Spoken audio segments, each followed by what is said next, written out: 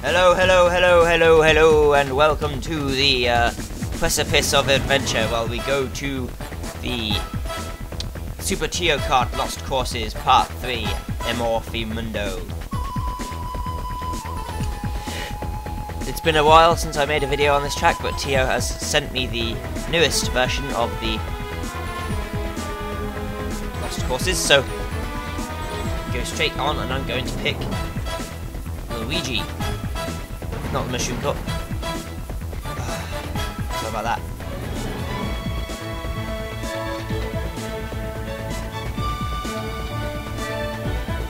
There we go. Right, start up. Here we go. Right, this first course is the first Cooper Beach level, and it somewhat takes what it's about from the Crazy Courses, which is another hack that Tio made. May or may not have been released. I'm pretty sure it hasn't been, but it might have been. I don't really pay attention. And this track is basically a big spiral.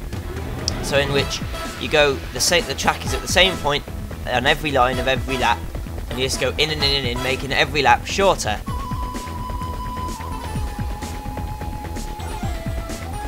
In essence.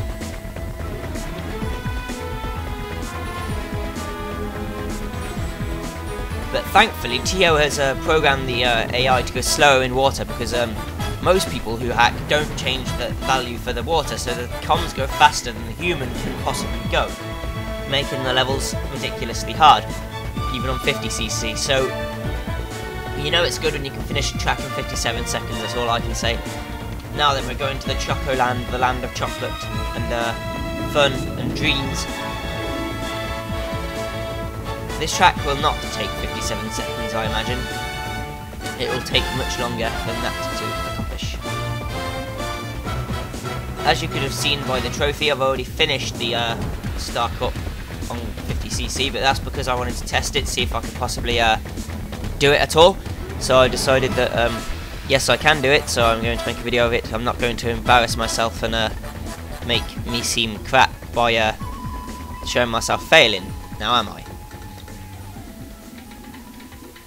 Like that. Right then. This is what comes from not paying attention. Only me could find the one spot where you crash on a track where you're not supposed to be able to. Yeah. So I've done that every time I've tried to do this track. I've either spun out on that corner or done what I just did or whatever. Messed up. But as long as I can catch up again like I am doing, I don't really mind about crashing. And that's the difference between me and old me. When I was playing Super Tio Kart 1 and 2 with the creator himself, Tio Hector 78, go check out his channel. But yeah, when I was playing with him, I used to get so annoyed when I'd mess up. And literally once threatened to stop playing the game. I was that much of a crybaby. But yeah, I think I've matured a little bit, because now when I mess up, it's frustrating, but it doesn't annoy me as much as it used to. So you get used to it, I guess. And yeah, this is Choco Island. I really like Choco Island. It's a good course for the whole family. These people really think, you know, it's good. But compared to this track, I'm afraid nothing can prepare you for this. Tio Hector has personally emailed me and said that this track is the hardest by far in this course, and I completely agree with him. There is no coins on this track, so if you lose the two you've got, you're going to get smacked around like a bitch on heat. And there's two routes. The comms generally choose the fastest route, which I can say is fair enough, I guess. See what I mean? You get smacked around. But you can choose the out route, which has boosts on it, so it makes it kind of similar in terms of speed.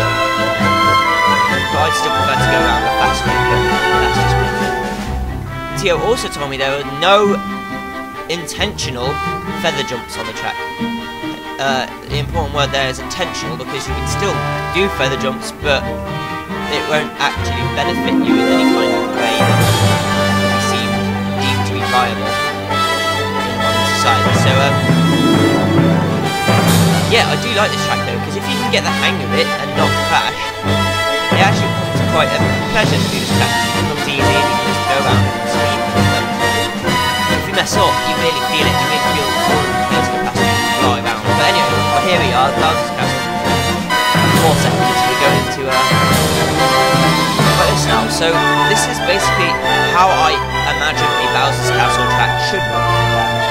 It's nice and wide because, let's face it, the track name is Bowser's Valley or whatever, Castle. So it has to be wide for Bowser to use it because it's made for him. It was intentional for him to use. And I didn't see that bit of track over there. I might go investigate. But yeah, it's supposed to be like this. So I do like it, and the fact it's another split route. Any person who can put split routes into a track is a better hacker than I say, because I can't really do them. I mess up all the time. But, oh, that's a nice little shortcut there. I wonder if the cons ever take that shortcut. Because as much as I love human-only shortcuts, some cons should be able to take that shortcut if they want to. Like in Mario Kart Wii, they can take any shortcut if they can, as long as it's not a glitch shortcut, obviously. But yeah, I do like this track. The thwomps going up and down in strategic places to smack you in the face is good.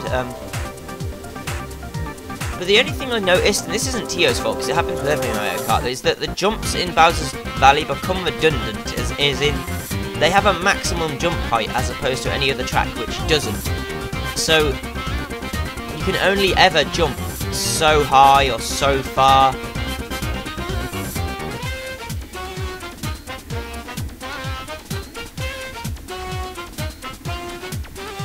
But yeah, anyway, 1 minute 41, that's a good trying time there. Going like this is the pièce de résistance. This is the track that I really, really like.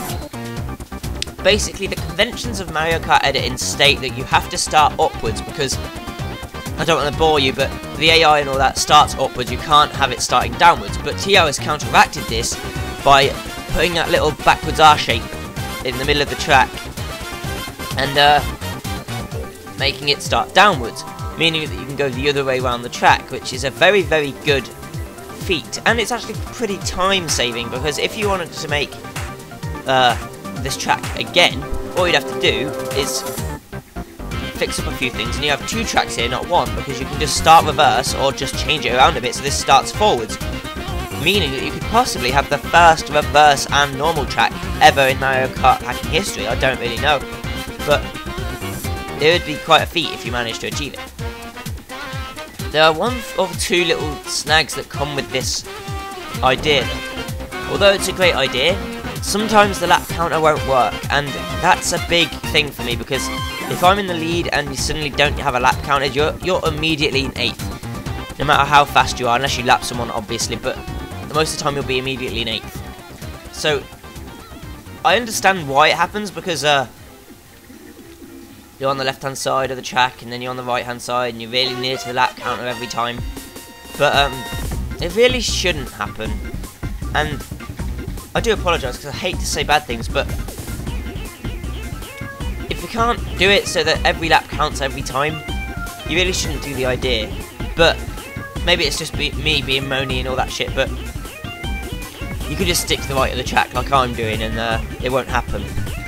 Follow the lines are your saviour. But yeah, but apart from that, I do really like this track. It's very nice, it's very simplistic and well made, and that's the main thing.